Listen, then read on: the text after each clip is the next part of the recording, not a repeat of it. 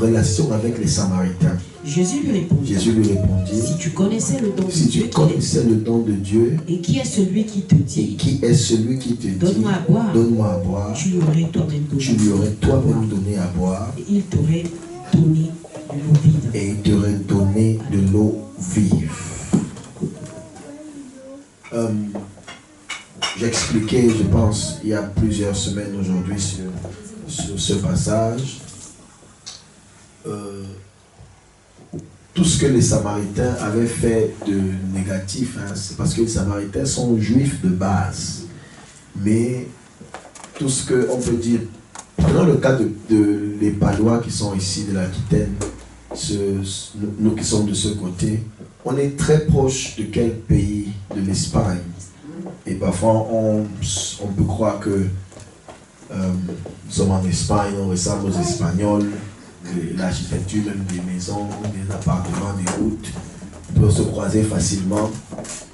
Donc, mais ceux qui sont en Alsace de l'autre côté là-bas, c'est pas pareil. Vous voyez, c'est pas la même chose. Maintenant, le fait donc qu'on se soit fait amis avec les Espagnols, c'est comme ça que les Samaritains ont été amis avec les Syriens. Et dans cette amitié, donc, les Juifs de base leur ont dit non, non, vous n'êtes plus de l'alliance, parce que vous êtes mélangés avec les autres. Vous comprenez ça? Vous êtes mélangés avec les autres, parce que n'oublions pas que la foi était à ce moment du judaïsme très culturel. Très culturel. J'assistais à un débat entre des personnes qui, j'étais avec le frère aimé, qui discutaient sur la foi. Et l'autre disait, je ne crois pas à tout ce que la Genèse dit, je ne crois pas à tout ce que la Bible dit, moi tout ce qu'on dit sur Adam et sur Ève, le fait que Ève a enfanté des enfants. Ouais, quand on ne comprend pas les Écritures, on débat très vite. Donc le fait que Ève ait trouvé un autre enfant, enfin elle a enfanté l'enfant, avec qui alors l'enfant est venu d'où donc? On ne comprend juste pas que la Bible n'est pas en train de dire que le monde a commencé par Adam. Non, la Bible n'a jamais dit ça. La Bible dit Dieu commence à le plan du salut. Le plan du salut commence donc par Adam. C'est pas l'humanité qui a commencé par Adam. C'est le plan du salut de l'humanité qui commence par un être qu'on a appelé Adam.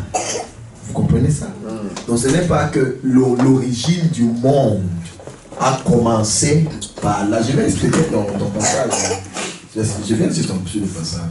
Ce n'est pas que l'origine du monde a commencé par Adam et Ève. Déjà, il y a personne qui s'appelle Adam, il y a une personne d'autre qui s'appelle Ève. Ce sont des termes hébraïques qui sont traduits que le traducteur a laissé en hébreu juste pour comprendre que l'origine du salut, du plan du salut. Donc, la parole de Dieu donc la Bible que nous étudions parle d'une seule personne, Jésus-Christ, et d'un message, le message du salut.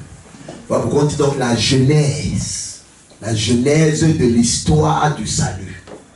Donc, c'est pourquoi donc quand Ève a donc ce problème-là, elle est chassée du jardin, elle va donc faire un enfant, elle va du moins avoir autre chose, parce qu'il y avait d'autres personnes qui existaient. Il y avait des gens qui Dieu avait créé des gens, mais l'origine du salut, le plan du salut devait commencer par une alliance. Tout c'est donc venu par Adam et par Ève. Et c'est pourquoi la Bible précise que Jésus est le second Adam. Donc Adam, c'est pas le nom de quelqu'un. Donc je voulais m'intéresser au débat, mais je leur ai dit, ça ne m'intéresse pas Dieu. Parce que sinon je vais passer le temps, toute la journée, toute la soirée à expliquer ça. Donc,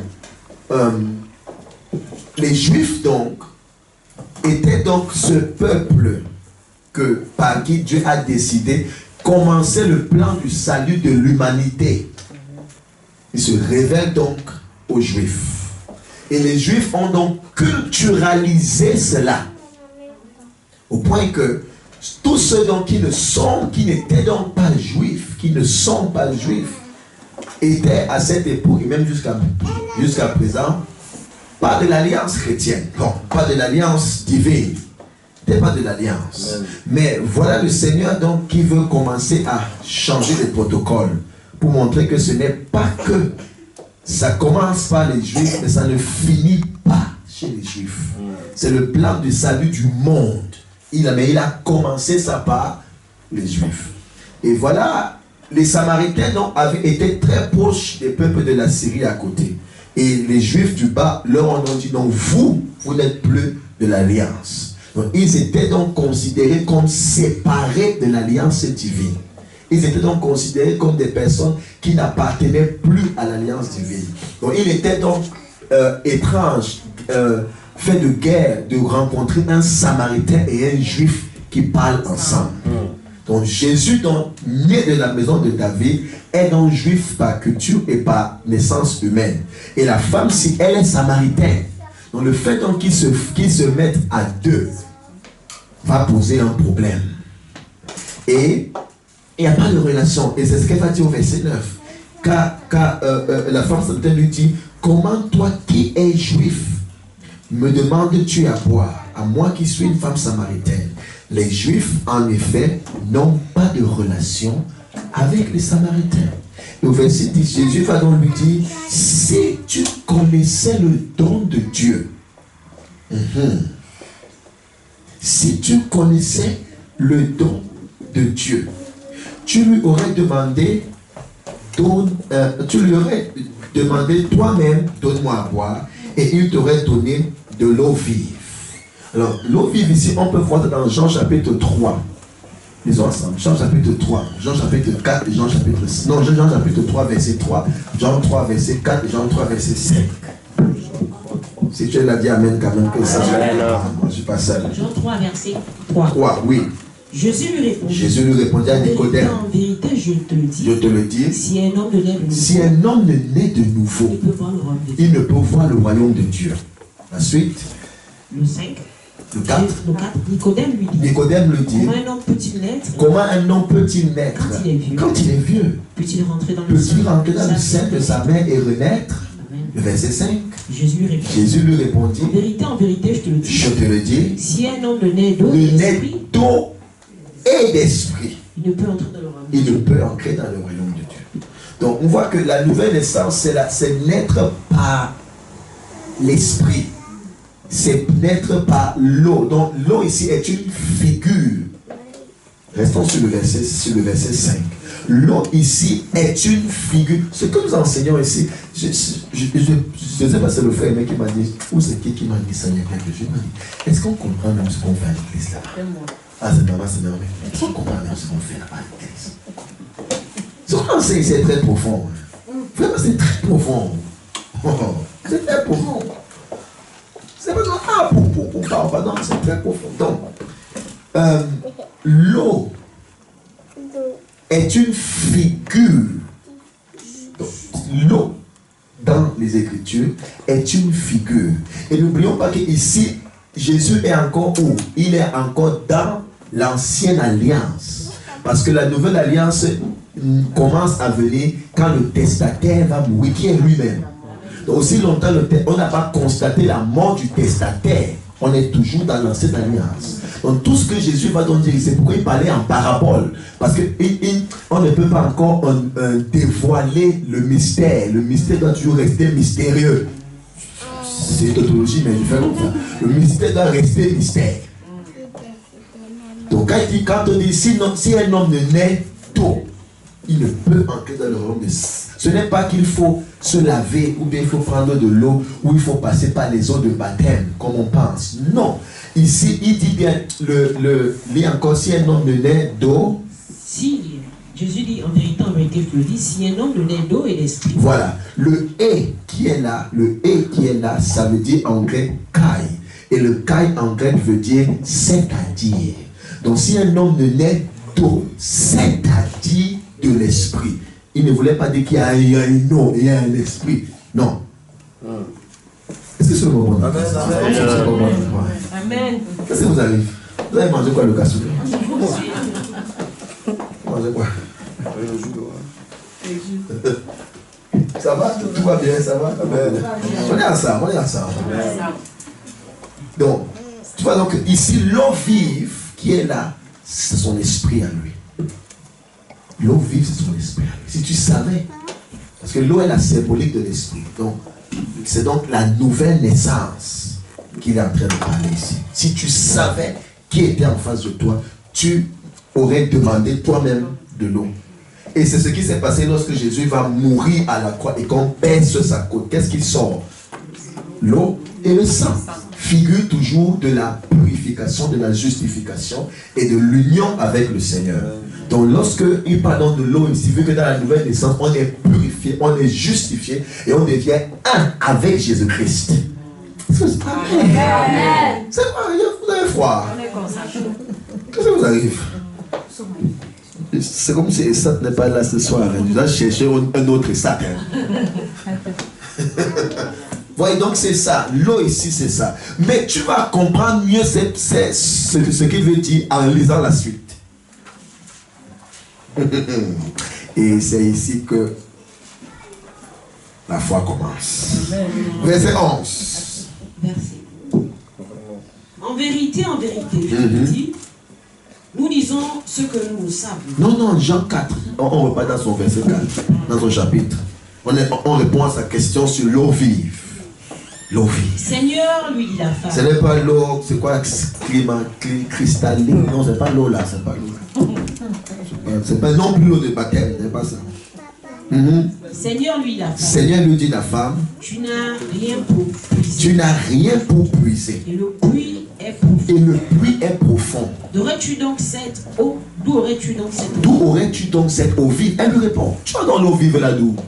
Toi, tu racontes quoi même ici? Ce que tu dis n'a pas de sens, Seigneur. Tu dis, tu n'as rien pour puiser, le puits est profond, tu auras l'eau vive où? Et lui répond. Es-tu plus grand que notre père Jacob? Es-tu plus grand que notre père Jacob qui nous a donné ce puits? Et qui en a bu lui-même? Et qui en a bu lui-même? Ainsi que ses fils, et ses troupeaux. Jésus lui répondit. Vous voyez, ces raisonnements de Jacob, il ne répond même pas à ça. Il va répondre quoi? Quiconque boit de cette eau aura encore soif. Celui qui boit cristalline, faut pas qu'on m'attaque en justice. Celui qui boit l'eau là aura toujours soif. Quand on publie les choses sur les réseaux sociaux, il faut qu'on soit attentif à ce qu'on dit. On courir. Tu as attaqué notre société en prêchant. Non, je m'excuse, je voulais expliquer l'eau vive. Oui, continuons. Mais celui qui boira de l'eau que moi, Jésus, je vais lui donner, il n'aura jamais. C'est parce que ça n'a rien à voir avec quelque chose de naturel et de matériel. C'est quelque chose de spirituel. Et tout ce qui est spirituel est éternel. C'est pourquoi la justification par Dieu est éternelle. Éternelle. On n'est plus par Christ éternellement. On est donc né de nouveau pour toujours. On est sauvé pour toujours. Quand il dit aux gens qu'on ne paie pas le salut, ils aiment discuter. On ne paie pas le salut. Pour ceux qui croient qu'ils paient, vous êtes libres. Vous êtes libres de quoi? Moi, je crois qu'on ne paie pas. Mais ceux qui croient qu'on paye, croyez. Chacun croit ce qu'il veut. Parce que ce n'est pas ça. D'autres croient que les arbres sont Dieu. Est-ce qu'on les a crucifiés pour ça? Laissez-nous croire ce que nous croyons. Parce que je refuse de croire que quelque chose soit au-dessus du sang de Jésus. Je refuse de croire que c'est une action que tu ne vas pas faire, tu ne vas pas mentir, tu ne vas pas faire ceci pour hériter le royaume. Ça n'a aucun sens. Moi, je refuse de croire ça. Ceux qui croient à quoi? Donc, voilà. Continuons, on n'a pas fini. Si tu es là, dis Amen quand même. Amen. Oui. Mais celui qui boira de l'eau que je lui donnerai n'aura plus jamais soif. Il n'aura plus jamais soif. L'eau que je lui donnerai. Et l'eau que je lui donnerai devient donc en lui une source d'eau qui va jaillir jusqu'à la vie éternelle. Vous voyez, c'est ce que j'ai dit. Une source d'eau qui commence. Donc, dès que tu reçois Jésus, ceux qui croient qu'on paie le salut, c'est ceux qui croient qu'on reçoit la vie éternelle à la fin de la vie. C'est quand tu meurs que tu reçois la vie éternelle. Donc la vie éternelle commence quand tu nais de nouveau. C'est ça de qui continue jusqu'à l'éternité, jusqu'à la vie, jusqu'à ce que Christ revienne, et de non éternellement. Oui. Et mais ça commence par dès que tu reçois Jésus. Romains 10 le verset 9. Celui qui confesse de sa bouche le Seigneur Jésus et qui croit dans son cœur qu'il est ressuscité des morts, il est sauvé. C'est écrit où là qu'il faut pratiquer, c'est pas quoi pour être sauvé. C'est seulement croire en Jésus-Christ, c'est tout. Gratuit, c'est cadeau. C'est cadeau. Et c'est pour cet évangile, c'est quand on veut nous tuer, on veut nous faire des choses. C'est comment? Oui, c'est failli, continue. Jean 4, je vais expliquer pourquoi il parle de l'eau vive. Amen. Tu vas me prendre beaucoup de temps. La femme lui dit, oui. Seigneur, donne-moi de cette eau. Afin que je n'ai plus jamais soif. Donne-moi donc l'eau que tu dis, afin que moi je n'ai plus soif. Même si c'est moi, je vais demander l'eau. Oui. Et je ne vienne plus puiser ici. Et je ne vienne plus puiser ici. Va, lui dit. Voici la réponse que Jésus lui donne. Appelle ton mari. Donne-moi l'eau. Donne-moi de cette eau. Donne-moi de cette eau. Et il lui donne la réponse. Va et appelle. Mais, excusez-nous. Excusez-nous. Ça a un rapport. C'est comme si là Jésus avait perdu la tête. Hein? Ah, vous croyez donc qu'il avait perdu la tête? Mais si on lit de manière normale et simple, on va voir, on va comprendre qu'en fait ça n'a aucun sens. Elle lui dit donc, maintenant, nous parlons de l'eau. Moi, je veux tu me demandes, après tu me dis que tu as une meilleure eau. Je te demande de me donner cette meilleure eau. Et toi, tu me renvoies à chercher mon mari. Quoi le lien avec mon mari? Je vais expliquer l'eau. Continuons. Va et appelle ton mari. Jésus est en train de lui expliquer l'eau vive dont elle demande. Oui, qu'elle demande. Va appeler ton mari et viens ici. La femme répondit, je n'ai point de mari. Jésus lui dit, tu as eu raison de dire que tu n'as pas de mari. Parce que tu en as eu 5. Et celui que tu as maintenant, il n'est pas ton mari. En cela tu dis vrai. Oui, on quitte de l'eau au mariage. Mais comprenons ce que Jésus va dire. Continue. C'est failli. Seigneur lui dit la femme. Je vois que tu es prophète. Nos pères ont adoré sur cette montagne. Et vous dites que le lieu où il faut adorer est à Jérusalem. Bon. Jusque-là, l'eau vive, n'est-ce pas? Revenons donc sur ça. Tu as 5 maris. Et celui que tu as maintenant n'est pas ton mari. En cela, tu dis vrai. Voici la réponse que Jésus voulait dire. Tu as 5 maris. Et celui que tu as maintenant n'est pas ton mari. En cela, tu dis vrai. Ok. Donc tu as quelqu'un dans ta vie, en fait, il n'est pas ton mari. Mais ce n'est pas là que Jésus veut. Vous voyez, quand Jésus fait ces choses, il voulait bien qu'on nous comprenions. 5 maris. Le premier mari dont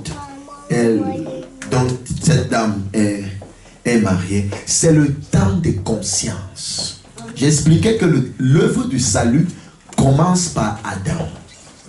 Et quand Adam va pécher, quand il va chuter, qu'est-ce qui va se passer? Il faut maintenant qu'il y ait réunion, qu'il y ait rétablissement de l'alliance avec le Seigneur. Et dans ce qu'on appelle le temps des consciences, où les gens doivent prendre conscience de leur iniquité. Mais là, ce n'est pas toujours le plan parfait de Dieu. Là, c'est le premier mari dont Jésus parlait. Oh. Amen. Ce n'est pas une affaire de mariage à la mairie. Non. Vous voyez, Jésus n'est pas occupé aux choses comme ça. On est occupé au mariage. Non. Les choses sérieuses.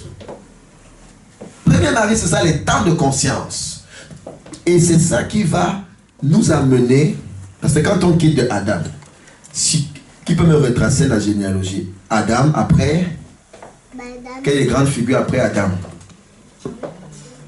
Hein? Noé. Avant d'arriver même à Moïse, il y a d'abord Noé, justement, c'est non ça. Par Noé, donc il y a ce qu'on appelle les temps de conscience. Quand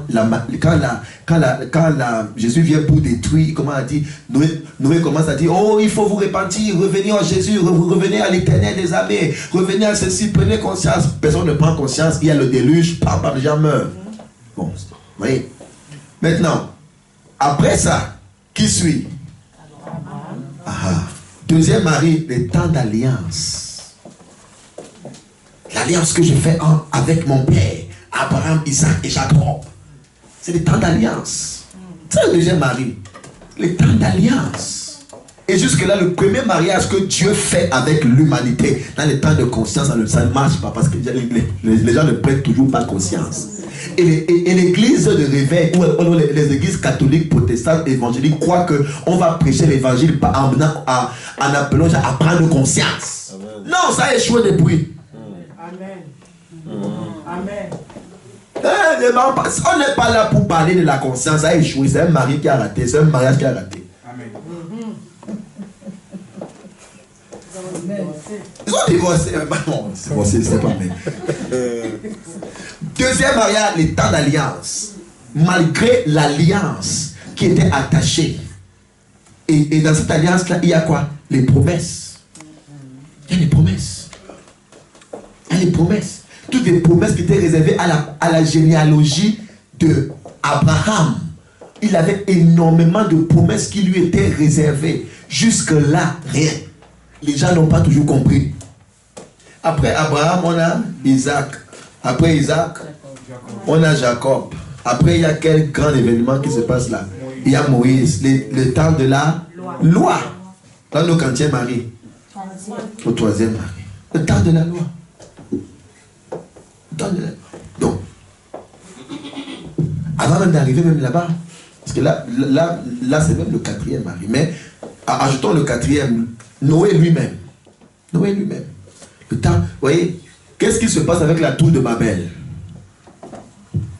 L'humanité veut construire une tour pour aller vers... Vous voyez, quand on parle de mariage, en fait, ici, le mari dont il est question de l'union, de la relation entre Dieu et l'humanité. C'est ça qu'on parle de mariage.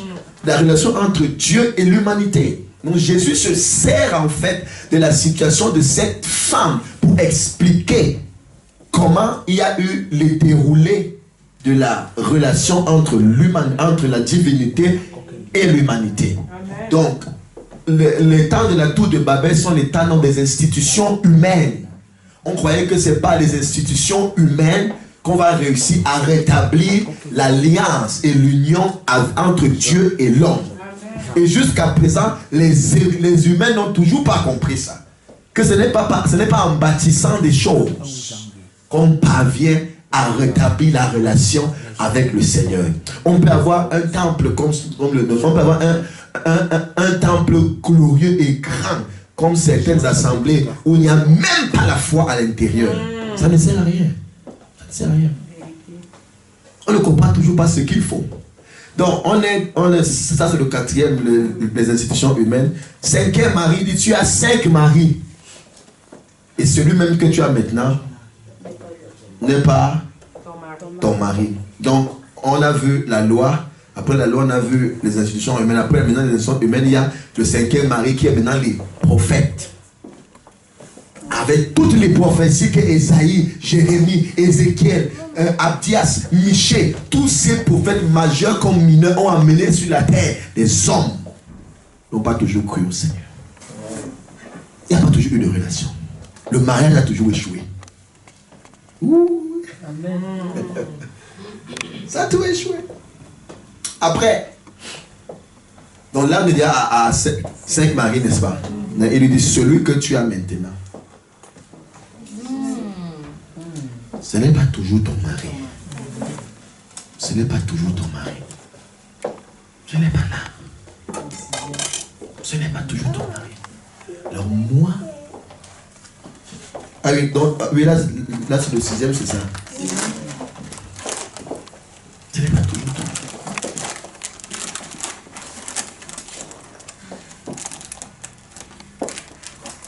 La question que Jésus devait... si j'étais à la place de la femme, j'allais lui demander, bon, ça va. Qui est donc mon mari?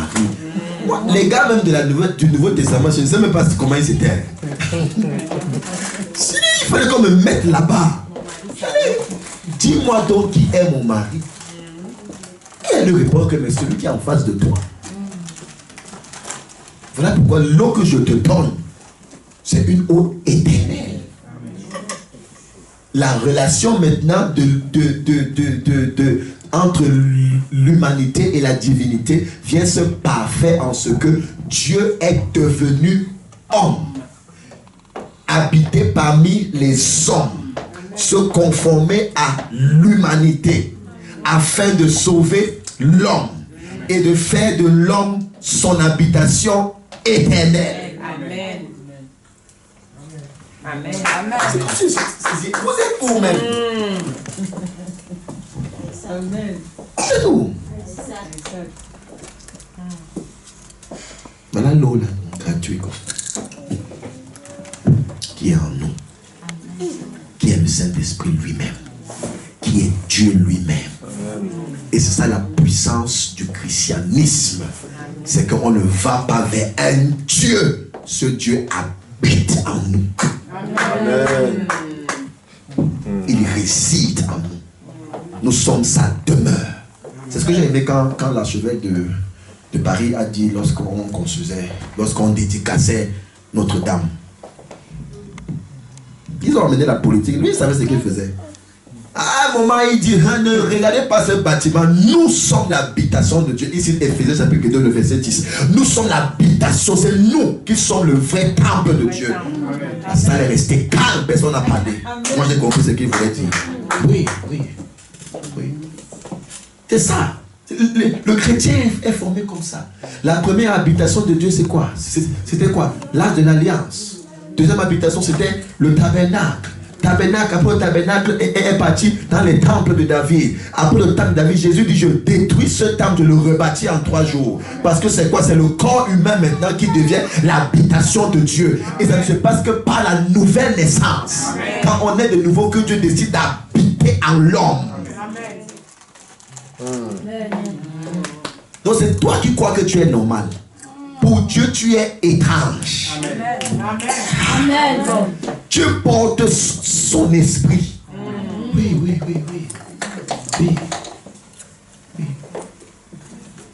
Donc souvent quand tu te chamailles avec tes voisins là, tu ne sais pas que c'est tu amènes Dieu à se chamailler.